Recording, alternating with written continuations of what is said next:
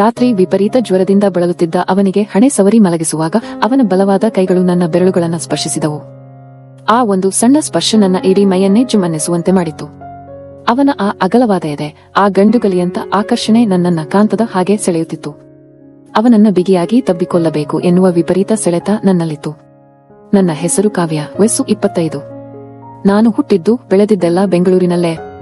ನಾನು ಮೊದಲಿನಿಂದಲೂ ಸ್ವಲ್ಪ ಜಾಸ್ತಿ ಮಾತಾಡೋ, ಲವಲವಿಕೆಯ, ಎಲ್ಲರನ್ನೂ ನಗಿಸುತ್ತಾ ಇರೋ ತುಂಟ ಸ್ವಭಾವದ ಹುಡುಗಿ.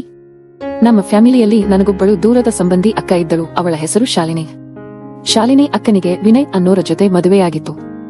ವಿನಯ್ ಪುಣೆಯಲ್ಲಿ ಒಬ್ಬ ದೊಡ್ಡ ಗವರ್ನಮೆಂಟ್ ಆಫೀಸರ್ ಆಗಿ ಕೆಲಸ ಮಾಡ್ತಿದ್ರು. ನಾನು ಐಟಿಯಲ್ಲಿ ಕೆಲಸ ಮಾಡ್ತಿದ್ದೆ. ವೀಕೆಂಡ್ ಬಂದ್ರೆ ಅಥವಾ ರಜೆ ಸಿಕ್ಕರೆ ಸಾಕು, ನಾನು ಆಗಾಗ ಬೆಂಗಳೂರಿಂದ ಪುಣೆಗೆ ಅಕ್ಕನ ಮನೆಗೆ ಹೋಗ್ತಿದ್ದೆ. ಅಲ್ಲಿ ಹೋದ್ರೆ ನನಗೆ ಸಿಕ್ಕಾಪಟ್ಟೆ ಖುಷಿ, ಯಾಕಂದ್ರೆ ಆ ಮನೆ ವಾತಾವರಣ, ಅಕ್ಕನ ಪ್ರೀತಿ ನನಗಿಷ್ಟ. ಆದ್ರೆ ಅಸಲಿ ವಿಷಯ ಏನಪ್ಪಂದ್ರೆ, ಆ ಮನೆಗೆ ಹೋಗೋಕೆ ನನ್ನಲ್ಲಿ ಇನ್ನೊಂದು ಗುಪ್ತವಾದ ಕಾರಣವೂ ಇತ್ತು. ಅದೇ ನನ್ನ ಭಾವ ವಿನಯ್. ಅಯ್ಯೋ ಕೇಳ್ರಿ, ಆ ಮನುಷ್ಯನನ್ನ ಕಂಡ್ರೆ ನನಗೆ ಒಳಗೊಳಗೆ ಏನೋ ಒಂಥರ ವಿಪರೀತ ಸೆಳೆತ ಇತ್ತು. ನನಗವರ ಮೇಲೆ ಒಂದು ದೊಡ್ಡ ಕ್ರಶ್ ಇತ್ತು. ವಿನಯ್ ವಯಸ್ಸು 34 ಇರಬಹುದು, ಆದ್ರೆ ನೋಡೋಕೆ ಮಾತ್ರ ಒಳ್ಳೆ ಜಿಮ್ ಮಾಡಿದ ಕಮರ್ಷಿಯಲ್ ಸಿನಿಮಾ ಹೀರೋ ತರ ಎತ್ತರವಾಗಿ ಕಟ್ಟುಮಸ್ತಾಗಿದ್ರು. ಅವರ ಆ ಸೈಲೆಂಟ್ ನೇಚರ್, ಡೀಸೆಂಟ್ ಆಗಿ ಮಾತಾಡೋ ರೀತಿ, ಕಣ್ಣಲ್ಲಿ ಕಣ್ಣಿಟ್ಟು ನೋಡುವ ಆ ದೃಷ್ಟಿ, ಇವೆಲ್ಲ ನನ್ನನ್ನ ಹುಚ್ಚಿಯಾಗುವಂತೆ ಮಾಡ್ತಿತ್ತು. ಅಕ್ಕ ಅಡುಗೆ ಮನೇಲಿ ಬ್ಯುಸಿ ಇದ್ದಾಗ ನಾನು ಸುಮ್ಮನೆ ಕೂರುತ್ತಿರಲಿಲ್ಲ. ಬೇಕಂತಲೇ ವಿನಯ್ ಹತ್ತಿರ ಹೋಗಿ ತುಂಬಾನೇ ಸಲುಗೆಯಿಂದ, ತುಂಟತನದಿಂದ ಮಾತಾಡ್ತಿದ್ದೆ. ಅವರು ಲ್ಯಾಪ್ಟಾಪ್ನಲ್ಲಿ ಸೀರಿಯಸ್ ಆಗಿ ಕೆಲಸ ಮಾಡ್ತಿರುವಾಗ ನಾನು ಅವರ ಪಕ್ಕದಲ್ಲಿ ಕೂತು, ಏನ್ ಬಾವಾ, ನೀವೆಲ್ಲ ಬರೀ ಅಕ್ಕನಿಗೆ ಮಾತ್ರ ಮೀಸಲಾ? ಅವಳನ್ನೇ ಯಾವಾಗಲೂ ನೋಡ್ತೀರಾ? ನಮ್ಮಂತವರಿಗೂ ಸ್ವಲ್ಪ ಟೈಮ್ ಕೊಡಬಾರದಾ? ನಾವೇನು ನೋಡೋಕೆ ಚೆನ್ನಾಗಿಲ್ವಾ ಅಂತ ಸ್ವಲ್ಪ ಡಬಲ್ ಮೀನಿಂಗ್ ನಲ್ಲಿ ರೊಮ್ಯಾಂಟಿಕ್ ಆಗಿ ಕಾಲೆಳೆಯುತ್ತಿದ್ದೆ. ನನ್ನ ಆ ತುಂಟಾಟದ ಮಾತುಗಳಿಗೆ ವಿನಯ್ ತುಂಬಾ ಮುಜುಗರ ಪಟ್ಟುಕೊಂಡು, ಮುಖ ಕೆಂಪು ಮಾಡಿಕೊಂಡು ನಗ್ತಾ ಸುಮ್ಮನಾಗ್ತಿದ್ರು. ಅವರಲ್ಲಿದ್ದ ಅತಿ ದೊಡ್ಡ ಕ್ವಾಲಿಟಿ ಏನಂದ್ರೆ, ನಾನು ಎಷ್ಟೇ ಸಲುಗೆಯಿಂದ, ತುಂಟತನದಿಂದ ಆಕರ್ಷಿಸಲು ಪ್ರಯತ್ನಪಟ್ಟರೂ ಅವರ ಕಣ್ಣಲ್ಲಿ ಯಾವತ್ತೂ ನನ್ನ ಮೇಲೆ ಕೆಟ್ಟ ದೃಷ್ಟಿ ಇರಲಿಲ್ಲ. ಅವರು ಯಾವತ್ತೂ ತಮ್ಮ ಲಿಮಿಟ್, ತಮ್ಮ ಆ ಡಿಗ್ನಿಟಿಯನ್ನು, ಎಲ್ಲೆಯನ್ನು ಮೀರಿ ಒಂದು ಕೆಟ್ಟ ಪದವನ್ನು ಆಡುತ್ತಿರಲಿಲ್ಲ. ಅವರ ಆ ಗುಣವೇ ನನ್ನಲ್ಲಿ ಅವರ ಮೇಲಿನ ಆಕರ್ಷಣೆ ಇನ್ನೂ ಜಾಸ್ತಿ ಮಾಡಿತು. ಇಂಥ ಗಂಡಸನ್ನ ಅಕ್ಕ ಪಡೆದಿದ್ದಾಳಲ್ಲ, ಅವಳು ಎಷ್ಟು ಲಕ್ಕಿಯೇ ಅಂತ ನನಗೆ ಒಳಗೊಳಗೆ ಹೊಟ್ಟೆಕಿಚ್ಚು ಕೂಡ ಆಗ್ತಿತ್ತು. ನಾನು ಪುಣೆಯಿಂದ ಬೆಂಗಳೂರಿಗೆ ವಾಪಸ್ ಬಂದಾಗೆಲ್ಲ ನನ್ನ ಕಣ್ಣ ಮುಂದೆ ಕೇವಲ ಅವರ ಆ ನಗು, ಮುಖದ ನೆನಪೆ ಗಿರಕಿ ಹೊಡೆಯುತ್ತಿತ್ತು.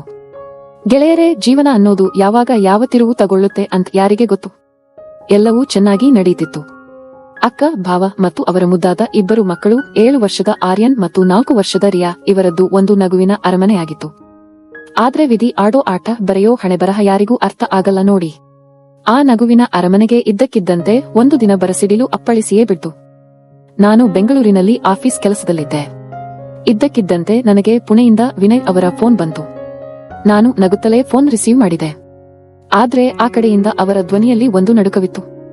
ಕೇವಲ 30 ವರ್ಷ ವಯಸ್ಸಿನ, ಯಾವ ಕಾಯಿಲೆಯೂ ಇಲ್ಲದ, ಸದಾ ಲವಲವಿಕೆಯಿಂದ ನಗುತ್ತಿದ್ದ ಶಾಲಿನಿ ಅಕ್ಕ ಸಡನ್ ಆಗಿ ಮಧ್ಯಾಹ್ನ ತೀವ್ರವಾದ ಹಾರ್ಟ್ ಅಟ್ಯಾಕ್ನಿಂದ ಕಾರ್ಡಿಯಾಕ್ ಅರೆಸ್ಟ್, ಕುಸಿದು ಬಿದ್ದು ಆಸ್ಪತ್ರೆಗೆ ಕೊಂಡೊಯ್ಯುವ ಮಾರ್ಗಮಧ್ಯೆಯೇ ತೀರಿಕೊಂಡ್ಲು ಅನ್ನೋ ಘೋರವಾದ ಸುದ್ದಿ ಕೇಳಿಬಂತು. ಆ ಕ್ಷಣದಲ್ಲಿ ಆ ಮಾತು ಕೇಳಿದ ತಕ್ಷಣ ನನಗೆ ನನ್ನ ಕಿವಿಯನ್ನೇ ನಂಬಲಾಗಲಿಲ್ಲ. ನನ್ನ ತಲೆಗೆ ಯಾರೋ ದೊಡ್ಡ ಸುತ್ತಿಗೆಯಿಂದ ಹೊಡೆದ ಹಾಗೆ ಆಯ್ತು. ಭೂಮಿಯೇ ಬಾಯಿ ಬಿಟ್ಟ ಹಾಗೆ ಶಾಕ್ ಆಯ್ತು. ಅಕ್ಕನಿಗೆ ಹಾರ್ಟ್ ಅಟ್ಯಾಕ್? ಏನಿದು? ನಿನ್ನೆ ತಾನೇ ನನ್ನ ಜೊತೆ ಫೋನ್ನಲ್ಲಿ ನಗ್ತಾ ಮಾತಾಡಿದ್ಲಲ್ಲ ಅಂತ ನನಗೆ ಉಸಿರು ಕಟ್ಟಿದಂತಾಯ್ತು. ನಾನು ಆಫೀಸ್ನಲ್ಲೇ ಬಿಕ್ಕಿ ಬಿಕ್ಕಿ ಅಳುತ್ತಾ ತಕ್ಷಣವೇ ಫ್ಲೈಟ್ ಟಿಕೆಟ್ ಬುಕ್ ಮಾಡಿಕೊಂಡು ಪುಣೆಗೆ ಓಡಿದೆ. ನಾನು ಪುಣೆ ತಲುಪಿ ಆ ಮನೆ ಹತ್ತಿರ ಹೋದಾಗ ಅಲ್ಲಿನ ಪರಿಸ್ಥಿತಿ ನೋಡಿ ನನ್ನ ಕರುಳು ಅಕ್ಷರಶಃ ಚುರುಕಂತು. ಮನೆ ತುಂಬಾ ಜನ ಸೇರಿದ್ರು. ಮನೆಯ ಮಧ್ಯದಲ್ಲಿ ಅಕ್ಕನ ಬಾಡಿ ಮಲಗಿಸಿತ್ತು. ಆ 7 ವರ್ಷದ ಆರ್ಯನ್ ಮತ್ತು 4 ವರ್ಷದ ಪುಟ್ಟರಿಯ ತಮ್ಮ ಅಮ್ಮನಿಗೆ ಏನಾಗಿದೆ ಅಂತ ಗೊತ್ತಾಗುವ ವಯಸ್ಸಲ್ಲ ಅದು. ಅವರು ಅಕ್ಕನ ಬಾಡಿ ಹತ್ತಿರ ಹೋಗಿ ಅವಳನ್ನ ಅಲ್ಲಾಡಿಸುತ್ತಾ, ಅಮ್ಮ ಎದ್ದೇಳಮ್ಮ, ನಮಗೆ ಹಸಿವಾಗ್ತಿದೆ. ಯಾಕಮ್ಮ ಮಲಗಿದ್ದೀಯಾ, ಕಣ್ಣು ಬಿಡಮ್ಮ ಅಂತ ಮುಗ್ಧವಾಗಿ ಅಳ್ತಾ ಇದ್ರು. ಆ ದೃಶ್ಯ ನೋಡಿ ಅಲ್ಲಿ ಸೇರಿದವರ ಕರುಳು ಹಿಂಡಿದಂತಾಗಿತ್ತು. ಮನೆಯ ಒಂದು ಮೂಲೆಯಲ್ಲಿ 100 ಜನರನ್ನು ಕಂಟ್ರೋಲ್ ಮಾಡ್ತಿದ್ದ ಅಷ್ಟು ಸ್ಟ್ರಾಂಗ್ ಆಗಿದ್ದ ಗವರ್ನಮೆಂಟ್ ಆಫೀಸರ್ ವಿನಯ್ ಜೀವವಿಲ್ಲದ ಕಲ್ಲಿನ ಹಾಗೆ ಕೂತಿದ್ರು. ಅವರ ಕಣ್ಣಲ್ಲಿ ಒಂದು ಹನಿ ನೀರಿರಲಿಲ್ಲ, ಬದಲಾಗಿ ಒಂದು ಭೀಕರವಾದ ಶೂನ್ಯತೆ, ದಿಗ್ಭ್ರಮೆ ಆವರಿಸಿತು. ಹೆಂಡತಿಯನ್ನ, ತನ್ನ ಪ್ರಪಂಚವನ್ನೇ ಕಳೆದುಕೊಂಡು ಆ ಮನುಷ್ಯ ಒಳಗಿಂದೊಳಗೆ ಸಂಪೂರ್ಣವಾಗಿ ಜರ್ಜರಿತರಾಗಿದ್ದರು. ಆ ಪುಟ್ಟ ಮಕ್ಕಳು ಅಕ್ಷರಶಃ ತಬ್ಬಲಿಯಾಗಿದ್ದವು. ನಿನ್ನೆ ತನಕ ನಗುವಿನಿಂದ ತುಂಬಿದ್ದ ಆ ಮನೆ ಇವತ್ತು ಸ್ಮಶಾನದಂತಿತ್ತು. ಆ ಖಾಲಿ ಮನೆಯನ್ನ, ಅಕ್ಕನಿಲ್ಲದ ಆ ಮಕ್ಕಳನ್ನ ನೋಡಿ ನನ್ನ ಹೃದಯ ಚೂರು ಚೂರಾಗಿ ಹೋಯ್ತು. ಆ ಮಕ್ಕಳ ಮುಖ ನೋಡಿದ ಮೇಲೆ ನನ್ನ ಜೀವನದ ಅತಿ ದೊಡ್ಡ ದಿಟ್ಟ ನಿರ್ಧಾರವನ್ನು ನಾನು ಅಲ್ಲೇ ತೆಗೆದುಕೊಂಡೆ. ಮುಂದೆ ಏನಾಗುತ್ತೆ ಅಂತ ನನಗೆ ಗೊತ್ತಿರಲಿಲ್ಲ. ಗೆಳೆಯರೇ, ಶಾಲಿನಿ ಅಕ್ಕನ ಸಾವಿನ ಆಘಾತದಿಂದ ಹೊರಬರೋದು ಯಾರಿಗೂ ಸುಲಭವಾಗಿರಲಿಲ್ಲ. ಮನೆಯಲ್ಲಿ 11 ದಿನಗಳ ಕಾಲ ನಡೆದ ಅಕ್ಕನ ಕಾರ್ಯಗಳೆಲ್ಲ ಮುಗಿದವು. ಅಲ್ಲಿಯವರೆಗೆ ಸೇರಿದ್ದ ಸಂಬಂಧಿಕರೆಲ್ಲರೂ 4 ದಿನ ಅತ್ತು, ಏನ್ ಮಾಡೋದು, ವಿಧಿ ಬರಹ, ಎಲ್ಲರಿಗೂ ಒಂದೊಂದು ಟೈಮ್ ಬರುತ್ತೆ ಅಂತ ಉಚಿತವಾಗಿ ಸಾಂತ್ವನ ಹೇಳಿ ತಮ್ಮ ತಮ್ಮ ಬ್ಯಾಗ್ ಹಿಡಿದುಕೊಂಡು ಮನೆಗಳಿಗೆ ವಾಪಸ್ ಹೊರಟರು. ಆದ್ರೆ ಆ ಮನೆಯಲ್ಲಿ ಉಳಿದುಕೊಂಡಿದ್ದು ಆ ಖಾಲಿಪತನ, ಆ ಶೂನ್ಯತೆ ಮತ್ತು ಆ 2 ಮುಗ್ಧ ಮಕ್ಕಳ ಕಣ್ಣೀರು ಮಾತ್ರ. ವಿನಯ್ ಅವರಿಗೆ ಆಫೀಸ್ನಿಂದ ಸಿಕ್ಕಿದ್ದ ರಜೆ ಮುಗಿಯುತ್ತಾ ಬಂದಿತ್ತು. ಅವರು ಪುಣೆಯಲ್ಲಿ ದೊಡ್ಡ ಗವರ್ನಮೆಂಟ್ ಆಫೀಸರ್ ಆಗಿದ್ದರಿಂದ ಕೆಲಸಕ್ಕೆ ಹೋಗಲೇಬೇಕಾದ ಅನಿವಾರ್ಯತೆ ಇತ್ತು. ಈಗ ಈ ಪುಟ್ಟ ಮಕ್ಕಳ ಕತೆ ಏನು? ಇವರನ್ನ ಯಾರು ನೋಡ್ಕೋತಾರೆ ಅನ್ನೋ ಪ್ರಶ್ನೆ ಎದುರಾಯ್ತು. ಮನೆಯಲ್ಲಿದ್ದ ಒಂದಿಬ್ಬರು ಹಿರಿಯರು, ವಿನಯ್ ದೊಡ್ಡ ಆಫೀಸರ್, ನೀನು ಒಳ್ಳೆ ದುಡ್ಡಿದೆ, 2-3 ಆಯಾಗಳನ್ನ ಕೆಲಸಕ್ಕೆ ಇಟ್ಟುಕೋ, ಅವರು ಮಕ್ಕಳನ್ನ ನೋಡ್ಕೋತಾರೆ, ನೀನು ಆಫೀಸ್ ಕೆಲಸ ನೋಡ್ಕೋಬಹುದು ಅಂತ ಸಲಹೆ ಕೊಟ್ರು. ಆ ಮಾತು ಕೇಳಿ ನನ್ನ ರಕ್ತ ಕುದಿಯಿತು. ನನ್ನ ಅಕ್ಕನ ರಕ್ತ ಆ ಮುಗ್ಧ ಮಕ್ಕಳನ್ನ ದುಡ್ಡಿಗೋಸ್ಕರ ಕೆಲಸ ಮಾಡೋ ಆಯಾಗಳ ಕೈಗೆ ಕೊಟ್ಟು ಬೆಳೆಸೋದಾ? ಅವರೇನು ಪ್ರೀತಿ ಕೊಡ್ತಾರೆ ಆ ಮಕ್ಕಳಿಗೆ ಅಂತ ನನಗೆ ವಿಪರೀತ ಸಂಕಟ ಶುರುವಾಯಿತು. ಆ ಕ್ಷಣದಲ್ಲಿ ನಾನು ನನ್ನ ಲೈಫ್ನ ಅತಿ ದೊಡ್ಡ ನಿರ್ಧಾರ ಮಾಡಿದೆ. ನಾನು ನೇರವಾಗಿ ಬೆಂಗಳೂರಿನಲ್ಲಿದ್ದ ನನ್ನ ಐಟಿ ಕಂಪನಿಯ ಮ್ಯಾನೇಜರ್ಗೆ ಕಾಲ್ ಮಾಡಿದೆ. ತಿಂಗಳಿಗೆ ಲಕ್ಷಾಂತರ ರೂಪಾಯಿ ಸಂಬಳ ಬರ್ತಿದ್ದ ಆ ದೊಡ್ಡ ಕೆಲಸಕ್ಕೆ ಒಂದು ಕ್ಷಣವೂ ಯೋಚಿಸದೆ ರಿಜೆಕ್ಟ್ ಮಾಡಿ ರಿಸೈನ್ ಮಾಡಿದೆ. ನನ್ನ ಫ್ಯಾಮಿಲಿಯವರಿಗೆ, ಅಪ್ಪ ಅಮ್ಮನಿಗೆ ಈ ವಿಷಯ ಗೊತ್ತಾದಾಗ ಸಿಕ್ಕಾಪಟ್ಟೆ ಬೈದರು. ನಿನಗೆ ಹುಚ್ಚ ಕಾವ್ಯ, ನಿನ್ನ ಲೈಫ್, ನಿನ್ನ ಕೆರಿಯರ್ ಹಾಳು ಮಾಡ್ಕೋತಿದ್ದೀಯಾ? ನಿನಗಿನ್ನೂ ಮದುವೆ ವಯಸ್ಸು, ಆ ಮಕ್ಕಳನ್ನ ಕಟ್ಕೊಂಡು ನೀನೇನ್ ಮಾಡ್ತೀಯಾ? ಯಾವ ಗಂಡು ನಿನ್ನನ್ನ ಮದುವೆ ಆಗ್ತಾನೆ ಅಂತ 100 ಪ್ರಶ್ನೆ ಕೇಳಿದ್ರು. ಆದ್ರೆ ಆ ಮಕ್ಕಳ ಕಣ್ಣೀರಿನ ಮುಂದೆ ನನಗೆ ನನ್ನ ಕೆರಿಯರ್, ನನ್ನ ಫ್ಯೂಚರ್ ಯಾವುದೂ ದೊಡ್ಡದಾಗಿ ಕಾಣಲಿಲ್ಲ. ನನ್ನ ಲಗೇಜ್ ತಗೊಂಡು ನೇರವಾಗಿ ಪುಣೆಯ ವಿನಯ್ ಮನೆಗೆ ಕಾಯಂ ಆಗಿ ಶಿಫ್ಟ್ ಆದೆ. ನಾನು ವಿನಯ್ ಅವರ ಮುಂದೆ ಹೋಗಿ ನಿಂತು ಬಹಳ ಗಟ್ಟಿಯಾಗಿ ಹೇಳಿದೆ, ಬಾವಾ, ನೀವು ನಿಮ್ಮ ಆಫೀಸ್ ಕೆಲಸ, ನಿಮ್ಮ ಡ್ಯೂಟಿ ನೋಡ್ಕೊಳ್ಳಿ. ಇನ್ಮುಂದೆ ಈ ಮನೆ, ಈ ಮಕ್ಕಳ ಜವಾಬ್ದಾರಿ ನಂದು. ನೀವು ಯಾವುದಕ್ಕೂ ಟೆನ್ಷನ್ ತಗೋಬೇಡಿ ಅಂದೆ. ನನ್ನ ಮಾತು ಕೇಳಿ ಕಲ್ಲಾಗಿದ್ದ ವಿನಯ್ ಕಣ್ಣಲ್ಲಿ ಧಾರಾಕಾರವಾಗಿ ನೀರು ಬಂತು. ನನ್ನ ಕೈ ಹಿಡಿದುಕೊಂಡು, ನೋಡು ಕಾವ್ಯ, ನಿನಗಿನ್ನೂ ಕೇವಲ 25 ವರ್ಷ, ನಿನ್ನ ಮುಂದೆ ಇಡೀ ಲೈಫ್ ಇದೆ. ನನಗೋಸ್ಕರ, ನನ್ನ ಮಕ್ಕಳಿಗೋಸ್ಕರ ನಿನ್ ಲೈಫ್ ಯಾಕೆ ಹಾಳು ಮಾಡ್ಕೋತೀಯಮ್ಮ? ನೀನು ವಾಪಸ್ ಹೋಗು, ನಾನು ಹೇಗಾದ್ರೂ ಮ್ಯಾನೇಜ್ ಮಾಡ್ತೀನಿ ಅಂದ್ರು. ಅಯ್ಯೋ ಕೇಳ್ರಿ, ನಾನು ನಗುತ್ತಲೇ ಕಣ್ಣೀರು ಒರೆಸಿಕೊಂಡು, ಇದು ಹಾಳಾಗೋದಲ್ಲ ಭಾವ. ಈ ಮಕ್ಕಳಿಗೆ ಈಗ ಆಯಾಗಳಲ್ಲ, ನನ್ನ ಪ್ರೀತಿಯ ಅವಶ್ಯಕತೆ ಇದೆ. ಅಕ್ಕನ ಜಾಗದಲ್ಲಿ ನಿಂತು ನಾನು ಇವರನ್ನ ಸಾಕ್ತೀನಿ ಅಂತ ಹೇಳಿ ಆ ಮನೆಯಲ್ಲಿ ಉಳ್ಕೊಂಡೆ. ಆದ್ರೆ ಗೆಳೆಯರೇ, ತಾಯಿಯಾಗೋದು ಅಷ್ಟು ಸುಲಭನಾ? ಮೊದಲಿಗೆ ಆ ಮಕ್ಕಳು ಅಮ್ಮ ಬೇಕು ಅಂತ ವಿಪರೀತ ಹಠ ಮಾಡ್ತಿದ್ವು. ಆರ್ಯನ್ ಊಟ ಮಾಡ್ತಿರಲಿಲ್ಲ, ತಟ್ಟೆ ಬಿಸಾಡುತ್ತಿದ್ದ. ಪುಟ್ಟರಿಯ ರಾತ್ರಿ 2 ಗಂಟೆಗೆ ಎದ್ದು ಅಮ್ಮನ ನೆನಪಲ್ಲಿ ಅಳುತ್ತಿದ್ದಳು. ನಾನು ರಾತ್ರಿಯೆಲ್ಲ ಎಚ್ಚರವಿದ್ದು ಅವಳನ್ನ ಎದೆಗೆ ಅಪ್ಪಿಕೊಂಡು ಕತೆ ಹೇಳ್ತಿದ್ದೆ. ಇಬ್ಬರಿಗೂ ನನ್ನ ಕೈಯಾರೆ ತುತ್ತು ಮಾಡಿಸುತ್ತಿದ್ದೆ, ಸ್ಕೂಲ್ಗೆ ರೆಡಿ ಮಾಡಿ ಕಳಿಸ್ತಿದ್ದೆ. ನನ್ನ ನಿದ್ದೆ, ಊಟ, ರೆಸ್ಟ್ ಎಲ್ಲವೂ ಮರೆತು ಹೋಗಿತ್ತು. ಆದ್ರೆ ನೋಡುತ್ತಿದ್ದಂತೆ ನನ್ನ ಆ ನಿಸ್ವಾರ್ಥ ಪ್ರೀತಿ ವರ್ಕ್ ಆಯ್ತು. ಆ ಮಕ್ಕಳು ನನ್ನನ್ನೇ ತಮ್ಮ ಇಡೀ ಪ್ರಪಂಚ ಅಂತ ಅನ್ಕೊಂಡ್ವು. ಕಾವ್ಯ ಆಂಟಿಯೇ ಅಂತಿದ್ದ ಆ ಮುಗ್ಧ ತುಟಿಗಳು ಮೆಲ್ಲಗೆ ನನ್ನನ್ನ ಅಮ್ಮ, ಅಮ್ಮ ಅಂತ ಕರೆಯೋಕೆ ಶುರು ಮಾಡಿದ್ವು. ಆ ಕ್ಷಣ ನನಗೆ ಸಿಕ್ಕಿದ ಖುಷಿ ಆ ಐಟಿ ಕಂಪನಿಯ ಲಕ್ಷಾಂತರ ರೂಪಾಯಿ ಸಂಬಳದಲ್ಲೂ ಇರಲಿಲ್ಲ ಗೆಳೆಯರೇ, ನನ್ನ ಈ ಕೇರಿಂಗ್ ಸ್ವಭಾವ, ನಾನು ಆ ಮಕ್ಕಳನ್ನ ಅಪ್ಪಿಕೊಳ್ಳುತ್ತಿದ್ದ ರೀತಿ, ಅಕ್ಕನಿಲ್ಲದೆ ಸ್ಮಶಾನದಂತಾಗಿದ್ದ ಆ ಮನೆಗೆ ನಾನು ಮತ್ತೆ ತಂದ ಜೀವಕಳೆ ವಿನಯ್ ಅವರನ್ನ ಬಹಳ ಆಳವಾಗಿ ಯೋಚಿಸುವಂತೆ ಮಾಡಿತು.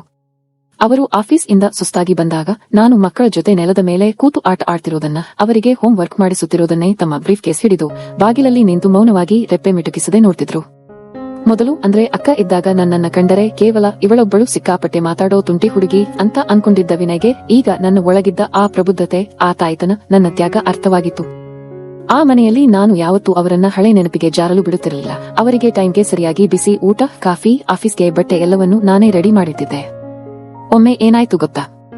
ಮಳೆಗಾಲದ ಚಳಿ, ಪುಟ್ಟರಿಯಾಗೆ ರಾತ್ರಿ ದಿಢೀರ್ ಅಂತ ವಿಪರೀತ ಜ್ವರ ಬಂದು ಬಿಡ್ತು. ಮೈ ಸುಡುತ್ತಿತ್ತು. ವಿನಯ್ ಗಾಬರಿಯಾಗಿ ಡಾಕ್ಟರ್ಗೆ ಫೋನ್ ಮಾಡೋಕೆ ಹೋದ್ರು. ನಾನು ಭಯಪಡದೆ ಇಡೀ ರಾತ್ರಿ 1 ನಿಮಿಷವೂ ನಿದ್ದೆ ಮಾಡದೆ ರಿಯಾಳ ಹಣೆ ಮೇಲೆ ಒದ್ದೆ ಬಟ್ಟೆ ಇಟ್ಟು ಅವಳನ್ನ ಮಡಿಲಲ್ಲಿ ಮಲಗಿಸಿಕೊಂಡು ಆರೈಕೆ ಮಾಡ್ತಿದ್ದೆ. ಅವಳು ಜ್ವರದಲ್ಲಿ ಅಮ್ಮಾಯ ಅಂತ ಒದ್ದಾಡುವಾಗ ನಾನಿದ್ದೀನಿ ಕಂದಯ್ಯ ಅಂತ ಅವಳ ತಲೆ ಸವರಿ ಧೈರ್ಯ ತುಂಬುತ್ತಿದ್ದೆ. ಬೆಳಿಗ್ಗೆ ಎದ್ದು ನೋಡಿದ್ರೆ ಜ್ವರ ಕಮ್ಮಿಯಾಗಿತ್ತು. ಆದ್ರೆ ವಿನಯ್ ಮಾತ್ರ ನೆಲದ ಮೇಲೆ ನನ್ನ ಪಕ್ಕದಲ್ಲೇ ಕೂತು ರಾತ್ರಿಯೆಲ್ಲಾ ನಿದ್ದೆಗೆಟ್ಟಿದ್ದ ನನ್ನ ಮುಖವನ್ನೇ ಕಣ್ಣೀರು ತುಂಬಿಕೊಂಡು ನೋಡ್ತಿದ್ರು.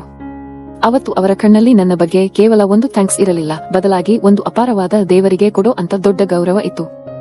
ದಿನ ಕಳೆದಂತೆ ನಮ್ಮಿಬ್ಬರ ಮಧ್ಯೆ ಇದ್ದ ಆ ಹಳೆಯ ಅಕ್ಕುಭಾವ ಅಥವಾ ಆ ತುಂಟಸಲುಗೆಯ ಸಂಬಂಧ ಈಗ ಒಂದು ಮೌನವಾದ, ಆಳವಾದ, ಅತ್ಯಂತ ಪವಿತ್ರವಾದ ಪ್ರೀತಿಯಾಗಿ ಬದಲಾಗುತ್ತಿತ್ತು. ಇಬ್ಬರಿಗೂ ಅರ್ಥವಾಗ್ತಿತ್ತು, ಆದ್ರೆ ಯಾರೂ ಬಾಯಿ ಬಿಟ್ಟು ಹೇಳ್ತಿರಲಿಲ್ಲ. ವಿನಯ್ ಅವರ ವರ್ತನೆಯಲ್ಲಿ ಬಹಳ ಬದಲಾವಣೆ ಬಂದಿತ್ತು. ಅವರು ಆಫೀಸಿಂದ ಬರುವಾಗ ನನಗಾಗಿ ಸಣ್ಣ ಸಣ್ಣ ಗಿಫ್ಟ್ ತರೋದು, ನನ್ನ ಇಷ್ಟವಾದ ಚಾಕೊಲೇಟ್ ತರೋದು ಮಾಡ್ತಿದ್ರು. ನಾನು ಊಟ ಮಾಡದೆ ಮಕ್ಕಳ ಜೊತೆ ಮಲಗಿದ್ರೆ ಅವರೇ ಬಂದು, ಕಾವ್ಯ ನೀನು ಊಟ ಮಾಡಿಲ್ಲ ಅಲ್ವಾ, ಬಾ ಊಟ ಮಾಡು, ನಿನ್ನ ಹೆಲ್ತ್ ಕೂಡ ಮುಖ್ಯ ಅಂತ ಅಕ್ಕರೆಯಿಂದ ಕಾಳಜಿ ಮಾಡ್ತಿದ್ರು. ಆ ಖಾಲಿ ಮನೆಯಲ್ಲಿ ಕೇವಲ ಮಕ್ಕಳ ನಗು ಮಾತ್ರ ವಾಪಸ್ ಬಂದಿರಲಿಲ್ಲ, ಜೊತೆಗೆ ನಮ್ಮಿಬ್ಬರ ಮುರಿದು ಹೋಗಿದ್ದ ಮನಸ್ಸಿನಲ್ಲೂ ಪ್ರೀತಿ ಚಿಗುರೊಡೆಯುತ್ತಿತ್ತು. ಆ ಮನೆಯ 4 ಗೋಡೆಗಳಿಗೆ ಮಾತ್ರ ನಮ್ಮ ಆ ಮೌನ ಪ್ರೀತಿಯ ಭಾಷೆ ಅರ್ಥವಾಗ್ತಿತ್ತು. ಅಕ್ಕನ ಸಾವಿನಿಂದ ಕಲ್ಲಾಗಿದ್ದ ಅವರ ಮನಸ್ಸನ್ನು ನನ್ನ ಪ್ರೀತಿ ಕರಗಿಸಿತ್ತು. ನನ್ನಲ್ಲಿ ಹಳೆಯ ಆಕರ್ಷ್ ಈಗ ಒಂದು ಬಲವಾದ ಜೀವ ಕೊಡುವಂತಹ ಪ್ರೇಮವಾಗಿ ಬದಲಾಗಿತ್ತು. ಆದ್ರೆ ಈ ಪ್ರೀತಿಯನ್ನ ಅವರು ನನ್ನ ಮುಂದೆ ಹೇಗೆ ವ್ಯಕ್ತಪಡಿಸಿದ್ರು? ಆ ರೋಚಕವಾದ ಮಳೆಯ ರಾತ್ರಿ ನಡೆದದ್ದೇನು ಅಂತ ಕೇಳಿದ್ರೆ ನೀವೇ ರೋಮಾಂಚನಗೊಳ್ತೀರಾ? ಗೆಳೆಯರೇ, ದಿನಗಳು ಉರುಳಿದಂತೆ ಆ ಮನೆಯಲ್ಲಿ ನಮ್ಮಿಬ್ಬರ ಮಧ್ಯೆ ಬೆಳೆದಿದ್ದ ಆ ಮೌನ ಪ್ರೀತಿ, ಆ ಗೌರವ ಯಾವುದೋ ಒಂದು ದಿನ ಸ್ಫೋಟಗೊಳ್ಳಲೇಬೇಕಿತ್ತು ಅಲ್ವಾ? ಆ ಸುಂದರವಾದ ರೋಚಕವಾದ ಘಟನೆ ನಡೆದದ್ದು ಒಂದು ಮಳೆಯ ರಾತ್ರಿಯಲ್ಲಿ. ಪುಣೆ ಅಂದ್ರೆ ನಿಮಗೆ ಗೊತ್ತಿರಬಹುದು, ಮಳೆಗಾಲ ಶುರುವಾಯಿತು ಅಂದ್ರೆ ಎಡೆಬಿಡದೆ ಧಾರಾಕಾರವಾಗಿ ಮಳೆ ಸುರಿಯುತ್ತಲೇ ಇರುತ್ತದೆ. ಅವತ್ತು ಕೂಡ ಬೆಳಿಗ್ಗೆಯಿಂದಲೇ ವಿಪರೀತ ಮಳೆ, ಜೊತೆಗೆ ಭೀಕರವಾದ ತಣ್ಣನೆಯ ಗಾಳಿ ಬೀಸುತ್ತಿತ್ತು. ರಾತ್ರಿ 8 ಗಂಟೆಯ ಸಮಯ. ಮಕ್ಕಳಿಬ್ಬರಿಗೂ ಬಿಸಿ ಬಿಸಿಯಾಗಿ ಊಟ ಮಾಡಿಸಿ ಅವರಿಗೆ ಕತೆ ಹೇಳಿ ಬೆಚ್ಚಗೆ ಹೊದಿಸಿ ಮಲಗಿಸಿದ್ದೆ. ಇಡೀ ಏರಿಯಾದಲ್ಲಿ ಕರೆಂಟ್ ಹೋಗಿತ್ತು. ಮನೆಯಲ್ಲಿ ಕತ್ತಲು ಆವರಿಸಿತ್ತು. ನಾನು ಒಂಟಿಯಾಗಿ ಒಂದು ಕ್ಯಾಂಡಲ್ ಹಚ್ಚಿಟ್ಟುಕೊಂಡು ನಮ್ಮ ಮನೆಯ ದೊಡ್ಡ ಬಾಲ್ಕನಿಯಲ್ಲಿ ಆ ಸುರಿಯುವ ಮಳೆಯನ್ನು ನೋಡುತ್ತಾ ನನ್ನ ಲೈಫ್ನ ಹಳೆ ನೆನಪುಗಳಲ್ಲಿ ಕಳೆದು ಹೋಗಿದ್ದೆ. ಗಾಳಿಯ ಸದ್ದಿಗೆ ಕ್ಯಾಂಡಲ್ ಬೆಳಕು ನರ್ತಿಸುತ್ತಿತ್ತು. ಮಳೆಯ ಹನಿಗಳು ನನ್ನ ಮುಖಕ್ಕೆ ಬಂದು ರಾಚುತ್ತಿದ್ದವು. ನಾನು ನನ್ನ ಹಿಂದಿನ ಐಟಿ ಕೆಲಸ, ನನ್ನ ಬೆಂಗಳೂರಿನ ಜೀವನ, ಅಕ್ಕನ ಸಾವು, ಆ ಮಕ್ಕಳ ಕಣ್ಣೀರು ಎಲ್ಲವನ್ನೂ ನೆನಪಿಸಿಕೊಳ್ಳುತ್ತಾ ಭಾವುಕಳಾಗಿದ್ದೆ. ಅಷ್ಟರಲ್ಲೇ ನನ್ನ ಹಿಂದಿನಿಂದ ಯಾರೋ ಬರುವ ಸದ್ದು ಕೇಳಿಸಿತು. ತಿರುಗಿ ನೋಡಿದ್ರೆ ವಿನಯ್. ಅವರು ಬಹಳ ಸೈಲೆಂಟ್ ಆಗಿ ಬಂದು ನನ್ನ ಪಕ್ಕದಲ್ಲಿದ್ದ ಕುರ್ಚಿಯ ಮೇಲೆ ಕೂತರು. ಇಬ್ಬರ ಮಧ್ಯೆಯೂ ಒಂದು ವಿಚಿತ್ರವಾದ ಭಾರವಾದ ಮೌನ ಆವರಿಸಿತು. ಆ ಸುರಿಯುವ ಮಳೆಯ ಸದ್ದು ಬಿಟ್ಟರೆ ಬೇರೇನೂ ಕೇಳಿಸುತ್ತಿರಲಿಲ್ಲ. ಆದರೆ ನಮ್ಮಿಬ್ಬರ ಹೃದಯದ ಬಡಿತ ಮಾತ್ರ ಜೋರಾಗಿತ್ತು. ಸ್ವಲ್ಪ ಹೊತ್ತಿನ ನಂತರ ಆ ಮೌನವನ್ನು ಮುರಿದು ವಿನಯ್ ಮಾತಾಡೋಕೆ ಶುರು ಮಾಡಿದರು. ಅವರ ಧ್ವನಿಯಲ್ಲಿ ಒಂದು ನಡುಕ ಇತ್ತು, ಕಣ್ಣಲ್ಲಿ ಅಪಾರವಾದ ಕೃತಜ್ಞತೆ ಇತ್ತು. ಕಾವ್ಯ, ಇವತ್ತು ನೀನು ನಮ್ಮ ಮನೆಯಲ್ಲಿ ಇಲ್ಲದೆ ಇದ್ದಿದ್ರೆ ನನ್ನ ಲೈಫ್, ಈ ನನ್ನ ಮುಗ್ಧ ಮಕ್ಕಳ ಲೈಫ್ ಏನಾಗ್ತಿತ್ತೋ ದೇವರಿಗೆ ಮಾತ್ರ ಗೊತ್ತು. ಅನಾಥರಾಗಿ ಬೀದಿಗೆ ಬೀಳ್ತಿದ್ವಿ ನಾವು. ನಿನ್ನ ವಯಸ್ಸಿನ ಬೇರೆ ಹುಡುಗಿಯರಾಗಿದ್ದರೆ ವೀಕೆಂಡ್ ಬಂದ್ರೆ ಪಾರ್ಟಿ, ಟ್ರಿಪ್, ಎಂಜಾಯ್ಮೆಂಟ್ ಅಂತ ಲೈಫ್ ಲೀಡ್ ಮಾಡ್ತಿದ್ರು. ಆದ್ರೆ ನೀನು ನನಗೋಸ್ಕರ, ಶಾಲಿನಿ ಇಲ್ಲದ ಈ ಮನೆಗೋಸ್ಕರ ನಿನ್ನ ಯೌವನ, ನಿನ್ನ ಕನಸು, ಲಕ್ಷಾಂತರ ರೂಪಾಯಿ ಸಂಬಳದ ಕೆರಿಯರ್ ಎಲ್ಲವನ್ನೂ ಕೇವಲ ಒಂದು ಕ್ಷಣದಲ್ಲಿ ತ್ಯಾಗ ಮಾಡಿ ಬಂದೆ. ನಿನ್ನ ಈ ಋಣವನ್ನು ನಾನು ಈ ಜನ್ಮದಲ್ಲಿ ತೀರಿಸೋಕೆ ಸಾಧ್ಯವೇ ಇಲ್ಲ ಕಾವ್ಯಾಯ ಅಂತ ಹೇಳುತ್ತಾ ಅತ್ಯಂತ ಭಾವುಕರಾದರು. ಅವರ ಕಣ್ಣಿನಿಂದ ಕಣ್ಣೀರು ಜಾರಿ ಕೆನ್ನೆಯ ಮೇಲೆ ಬೀಳುತ್ತಿತ್ತು. ಅವರ ಆ ಮಾತು ಕೇಳಿ ನನ್ನ ಹೃದಯ ಬಿರಿಯುವಂತಾಯಿತು. ನಾನು ಇಷ್ಟು ದಿನ ಕಟ್ಟಿಹಾಕಿಕೊಂಡಿದ್ದ ನನ್ನ ಭಾವನೆಗಳ ಕಟ್ಟೆ ಅವತ್ತು ಒಡೆಯಿತು. ನಾನು ಅವರ ಕಣ್ಣಲ್ಲಿ ಕಣ್ಣಿಟ್ಟು ಕ್ಯಾಂಡಲ್ ಬೆಳಕಿನಲ್ಲಿ ಬಹಳ ನೇರವಾಗಿ, ಯಾವುದೇ ಮುಚ್ಚುಮರೆಯಿಲ್ಲದೆ ಹೇಳಿದೆ, ಇದು ತ್ಯಾಗ ಅಲ್ಲ ವಿನಯ್. ನಾನು ಅವತ್ತು ಮೊದಲ ಬಾರಿಗೆ ಅವರನ್ನ ಭಾವ ಅನ್ನೋದನ್ನ ಬಿಟ್ಟು ವಿನಯ್ ಅಂತ ಹೆಸರಿಡಿದು ಕರೆದೆ. ನಾನು ನಿಮ್ಮ ಮೇಲೆ ಕನಿಕರ ತೋರಿಸಿ ಇಲ್ಲಿಗೆ ಬಂದಿಲ್ಲ. ನಿಮ್ಮನ್ನ, ನಿಮ್ಮ ವ್ಯಕ್ತಿತ್ವವನ್ನು ನಾನು ಶಾಲಿನಿ ಅಕ್ಕ ಇದ್ದಾಗಿನಿಂದಲೂ, ಅಂದ್ರೆ ಮೊದಲಿಂದಲೂ ಪ್ರೀತಿಸುತ್ತಿದ್ದೆ. ಅವತ್ತು ಅದು ಕೇವಲ ಒಂದು ಆಕರ್ಷಣೆ, ಒಂದು ಕ್ರಶ್ ಆಗಿತ್ತು. ಆದ್ರೆ ಈಗ ಈ ಮಕ್ಕಳನ್ನ ಸಾಕಿ ನಿಮ್ಮ ಜೊತೆಗಿದ್ದು ನಿಮ್ಮ ಈ ಒಂಟಿತನ ನೋಡಿ ಆ ಆಕರ್ಷಣೆ ಈಗ ಜೀವಕ್ಕಿಂತ ಮಿಗಿಲಾದ ಪ್ರೀತಿಯಾಗಿ, ಆಳವಾದ ಒಲವಾಗಿ ಬದಲಾಗಿದೆ. ಈ ಮಕ್ಕಳನ್ನ ಮತ್ತು ನಿಮ್ಮನ್ನ ಬಿಟ್ಟು ನನ್ನಿಂದ ಇನ್ಮುಂದೆ ಲೈಫ್ನಲ್ಲಿ ಒಂದು ಕ್ಷಣನೂ ದೂರ ಇರೋಕೆ ಆಗಲ್ಲ ವಿನಯ್. ನಾನು ನಿಮ್ಮನ್ನ ಪ್ರೀತಿಸ್ತಿದ್ದೀನಿ ಅಂತ ಕಣ್ಣೀರು ಹಾಕುತ್ತಲೇ ನನ್ನ ಮನಸ್ಸಿನ ಎದೆಯಾಳದ ಮಾತನ್ನು ಹೇಳಿಬಿಟ್ಟೆ. ನನ್ನ ಆ ಪ್ರಾಮಾಣಿಕವಾದ ಪ್ರೀತಿಯ ನಿವೇದನೆ ಕೇಳಿ ವಿನಯ್ ಒಂದು ಕ್ಷಣ ದಿಗ್ಭ್ರಮೆಗೊಂಡರು. ಆದ್ರೆ ಮರುಕ್ಷಣವೇ ಅವರು ತಮ್ಮ 2 ಕೈಗಳನ್ನು ಮುಂದೆ ಚಾಚಿ ನಡುಗುತ್ತಿದ್ದ ನನ್ನ 2 ಕೈಗಳನ್ನು ಅತ್ಯಂತ ಭದ್ರವಾಗಿ ಬೆಚ್ಚಗೆ ಹಿಡಿದುಕೊಂಡರು. ಆ ಮಳೆಯ ಸದ್ದಿನಲ್ಲಿ, ಆ ಕ್ಯಾಂಡಲ್ನ ಮಂದ ಬೆಳಕಿನಲ್ಲಿ ನಮ್ಮಿಬ್ಬರ ವರ್ಷಗಳ ಒಂಟಿತನ, ಅಕ್ಕನ ಸಾವಿನಿಂದ ಅನುಭವಿಸಿದ ನೋವು, ನಮ್ಮೆಲ್ಲಾ ಕಣ್ಣೀರು ಆ ಒಂದು ಸ್ಪರ್ಶದಲ್ಲಿ ಕರಗಿ ಹೋಯಿತು. ವಿನಯ್ ನನ್ನ ಕೈಗಳನ್ನು ಬಿಗಿಯಾಗಿ ಹಿಡಿದು, ನನ್ನ ಕೊನೆಯ ಉಸಿರಿರುವವರೆಗೂ ನಿನ್ನನ್ನ ಬಿಟ್ಟುಕೊಡಲ್ಲ ಕಾವ್ಯ, ನೀನು ನನ್ನ ಪ್ರಾಣ ಅಂತ ತಮ್ಮ ಕಣ್ಣಿನಲ್ಲೇ ಮಾತು ಕೊಟ್ಟರು. ಇಬ್ಬರು ಒಂಟಿ ಜೀವಗಳು ಯಾರಿಗೂ ದ್ರೋಹ ಮಾಡದೆ ಅತ್ಯಂತ ಪವಿತ್ರವಾಗಿ, ಗೌರವಯುತವಾಗಿ ಒಂದಾದ ಆ ರೋಚಕವಾದ ಭಾವನಾತ್ಮಕ ರಾತ್ರಿ ನನ್ನ ಲೈಫ್ನ ಅತಿ ಸುಂದರವಾದ, ಮರೆಯಲಾಗದ ಗಳಿಗೆಯಾಗಿತ್ತು ಗೆಳೆಯರೇ. ನನ್ನ ವರ್ಷಗಳ ಗುಪ್ತ ಆಸೆ ಆ ಒಂದು ರಾತ್ರಿಯಲ್ಲಿ ಗೌರವಯುತವಾಗಿ ಈಡೇರಿತು. ಗೆಳೆಯರೇ, ಆ ಮಳೆಯ ರಾತ್ರಿಯಲ್ಲಿ ನಮ್ಮ ಮನಸ್ಸುಗಳು ಒಂದಾದ ಮೇಲೆ ನಮ್ಮಿಬ್ಬರ ನಿರ್ಧಾರವನ್ನು ಮನೆಯವರಿಗೆ ತಿಳಿಸಲೇಬೇಕಾದ ಅನಿವಾರ್ಯತೆ ಇತ್ತು. ಯಾಕಂದ್ರೆ ಸಮಾಜಕ್ಕೆ ಮುಚ್ಚಿಟ್ಟು ಬದುಕಲು ನಾವೇನೂ ತಪ್ಪು ಮಾಡಿರಲಿಲ್ಲ. ಆದರೆ ನಿಮಗೆ ಗೊತ್ತಾ ಫ್ರೆಂಡ್ಸ್, ಆಮೇಲೆ ಏನ್ ಆಯ್ತು ಅಂತ? ನಾವು ಅಂದುಕೊಂಡಷ್ಟು ಸುಲಭವಾಗಿರಲಿಲ್ಲ ನಮ್ಮ ದಾರಿ. ಈ ಮದುವೆಯ ವಿಷಯ ನಮ್ಮ ಫ್ಯಾಮಿಲಿಗೆ, ಸಂಬಂಧಿಕರಿಗೆ ಗೊತ್ತಾದಾಗ ಊಹಿಸಲಾಗದಷ್ಟು ದೊಡ್ಡ ಲೆವೆಲ್ನಲ್ಲಿ ವಿರೋಧ ಬಂತು. ಬೆಂಗಳೂರಿನಿಂದ ನನ್ನ ಅಪ್ಪ ಅಮ್ಮ, ಪುಣೆಯಿಂದ ವಿನಯ್ ಅವರ ಸಂಬಂಧಿಕರು ಎಲ್ಲರೂ ಒಂದೇ ಕಡೆ ಸೇರಿದರು. ಎಲ್ಲರೂ ನನ್ನನ್ನೇ ಅಪರಾಧಿ ಸ್ಥಾನದಲ್ಲಿ ನಿಲ್ಲಿಸಿದರು. ನೋಡಿದ್ರ, ಮಕ್ಕಳನ್ನ ನೋಡ್ಕೋತೀನಿ ಅಂತ ನಾಟಕ ಮಾಡ್ಕೊಂಡು ಬಂದ್ಲು. ಈಗ ಅಕ್ಕನ ಗಂಡನನ್ನೇ ಮದುವೆ ಆಗ್ತಾಳಾ? ಇವಳಿಗೇನು ಬೇರೆ ಗಂಡು ಸಿಗಲಿಲ್ವಾ? ಇವಳ ಮನಸ್ಸಲ್ಲಿ ಮೊದಲೇ ಏನೋ ಇತ್ತು, ಅದಕ್ಕೆ ಕೆರಿಯರ್ ಬಿಟ್ಟು ಇಲ್ಲಿಗೆ ಬಂದು ಸೇರಿಕೊಂಡ್ಲು ಅಂತ ಜನ ಬಾಯಿಗೆ ಬಂದ ಹಾಗೆ ಸಿಕ್ಕಾಪಟ್ಟೆ ಕೀಳಾಗಿ ಮಾತಾಡಿಕೊಂಡ್ರು. ಆ ಮಾತುಗಳು ನನ್ನ ಎದೆಗೆ ಬಾಣ ನಾಟಿದ ಹಾಗೆ ಚುಚ್ಚುತ್ತಿದ್ದವು. ಅಕ್ಕನಿಗೆ ದ್ರೋಹ ಮಾಡಿದೆ ಅನ್ನೋ ಪಟ್ಟ ಕಟ್ಟಲು ಸಮಾಜ ರೆಡಿಯಾಗಿತ್ತು. ಆ ಕೀಳು ಮಾತುಗಳನ್ನ ಕೇಳಿಸಿಕೊಳ್ಳಲಾಗದೆ ನಾನು ಇದು ಬೇಡ, ನಾನು ಇಲ್ಲಿಂದ ಶಾಶ್ವತವಾಗಿ ಹೊರಟು ಹೋಗ್ತೀನಿ, ವಿನಯ್ ಮರ್ಯಾದೆ ಹಾಳಾಗೋದು ಬೇಡ ಅಂತ ಕಣ್ಣೀರು ಹಾಕುತ್ತಾ ನನ್ನ ಬ್ಯಾಗ್ ಪ್ಯಾಕ್ ಮಾಡ್ಕೊಂಡೆ. ಆದ್ರೆ ಗೆಳೆಯರೇ, ಅಲ್ಲಿ ಕತೆಗೆ ಅಸಲಿ ತಿರುವು ಕೊಟ್ಟಿದ್ದು ವಿನಯ್. ಅಷ್ಟು ದಿನ ಸೈಲೆಂಟ್ ಆಗಿದ್ದ ಆ ಗವರ್ನಮೆಂಟ್ ಆಫೀಸರ್ ಅವತ್ತು ಸಿಡಿದೆದ್ದರು. ನಾನು ಬ್ಯಾಗ್ ಹಿಡಿದುಕೊಂಡು ಹೊರಡಲು ನಿಂತಿದ್ದಾಗ ವಿನಯ್ ನನ್ನ ಕೈಯಿಂದ ಬ್ಯಾಗ್ ಕಿತ್ತುಕೊಂಡು ಎಲ್ಲರ ಎದುರು ಬಹಳ ಸ್ಟ್ರಾಂಗ್ ಆಗಿ ಗಟ್ಟಿಯಾಗಿ ನಿಂತರು. ಬಾಯಿ ಮುಚ್ಚಿ ಎಲ್ಲರೂ ಅಂತ ಸಿಡಿಲಿನಂತೆ ಗುಡುಗಿದರು. ಶಾಲಿನಿ ಸತ್ತಾಗ 11 ದಿನ ಬಂದು ಉಚಿತವಾಗಿ ಸಾಂತ್ವನ ಹೇಳಿ ಹೋಗೋಕೆ ನೀವೆಲ್ಲರೂ ಇದ್ರಿ. ಆದ್ರೆ ಆಮೇಲೆ ನನ್ನ ಈ 2 ಮುಗ್ಧ ಮಕ್ಕಳು ಅಮ್ಮ ಬೇಕು ಅಂತ ರಾತ್ರಿಯೆಲ್ಲ ಹಸಿವಿನಿಂದ ಅತ್ತಾಗ ನಿಮಗೆಲ್ಲರಿಗೂ ನಿಮ್ಮ ಸಂಸಾರ, ಬಿಸಿನೆಸ್, ಆಸ್ತಿ ನೆನಪಾಯ್ತು. ಆದ್ರೆ ತನ್ನ ಇಡೀ ಭವಿಷ್ಯವನ್ನೇ ತ್ಯಾಗ ಮಾಡಿ ಈ ಮನೆಗೆ ಬಂದು ನನ್ನ ಮಕ್ಕಳ ಕಣ್ಣೀರು ಒರೆಸಿದವಳು, ಅವರಿಗೆ ತಾಯಿಯಾದವಳು ಈ ಕಾವ್ಯ, ನನ್ನ ಮಕ್ಕಳನ್ನ ತನ್ನ ಉಸಿರಾಗಿ ಮಾಡಿಕೊಂಡಿರೋ ಅವಳನ್ನ ಬಿಟ್ಟು ನಾನು ನನ್ನ ಲೈಫ್ನಲ್ಲಿ ಬೇರೆ ಯಾರನ್ನೂ ಹೆಂಡತಿಯಾಗಿ ಊಹಿಸಿಕೊಳ್ಳೋಕೆ ಸಾಧ್ಯನೇ ಇಲ್ಲ. ನಾನು ಮದುವೆ ಆಗೋದಾದ್ರೆ ಅದು ಕಾವ್ಯಳನ್ನ ಮಾತ್ರ ಅಂತ ಖಡಕ್ಕಾಗಿ ಯಾವುದೇ ಮುಲಾಜಿಲ್ಲದೆ 2 ಫ್ಯಾಮಿಲಿಯವರ ಬಾಯಿಗೆ ಬೀಗ ಹಾಕಿದರು. ಆ ಸಮಯಕ್ಕೆ ಸರಿಯಾಗಿ ಒಳಗೆ ರೂಮಿನಲ್ಲಿದ್ದ 7 ವರ್ಷದ ಆರ್ಯನ್ ಓಡಿ ಬಂದು ಊರವರ ಎದುರೇ ನನ್ನ ಕಾಲುಗಳನ್ನು ಗಟ್ಟಿಯಾಗಿ ತಬ್ಬಿಕೊಂಡ. ಅಮ್ಮ, ನೀನು ಎಲ್ಲೂ ಹೋಗ್ಬೇಡಮ್ಮ, ನೀನು ನಮ್ಮ ಜೊತೆನೇ ಇರು ಪ್ಲೀಸ್ ಅಮ್ಮ, ನೀನು ಹೋದ್ರೆ ನಾನು ಊಟ ಮಾಡಲ್ಲ ಅಂತ ಬಿಕ್ಕಿ ಬಿಕ್ಕಿ ಅಳೋಕೆ ಶುರು ಮಾಡಿದ. ಅವನ ಕಣ್ಣೀರು ಅವನು ನನ್ನನ್ನ ಅಮ್ಮ ಅಂತ ಕರೆದ ಆ ಪರಿ ಎಂಥ ಕಲ್ಲೆದೆಯವರನ್ನಾದರೂ ಕರಗಿಸುವಂತಿತ್ತು. ಆ ಮಕ್ಕಳ ಕಣ್ಣೀರಿನ ಮುಂದೆ, ವಿನಯ್ ಅವರ ಗಟ್ಟಿತನದ ಮುಂದೆ ನಮ್ಮ ಕುಟುಂಬದವರ ವಿರೋಧ ಮಣ್ಣು ಪಾಲಾಯಿತು. ಕೊನೆಗೂ ಎಲ್ಲರೂ ತಮ್ಮ ತಪ್ಪನ್ನು ಒಪ್ಪಿಕೊಂಡು ನಮ್ಮ ಮದುವೆಗೆ ಗ್ರೀನ್ ಸಿಗ್ನಲ್ ಕೊಟ್ಟರು.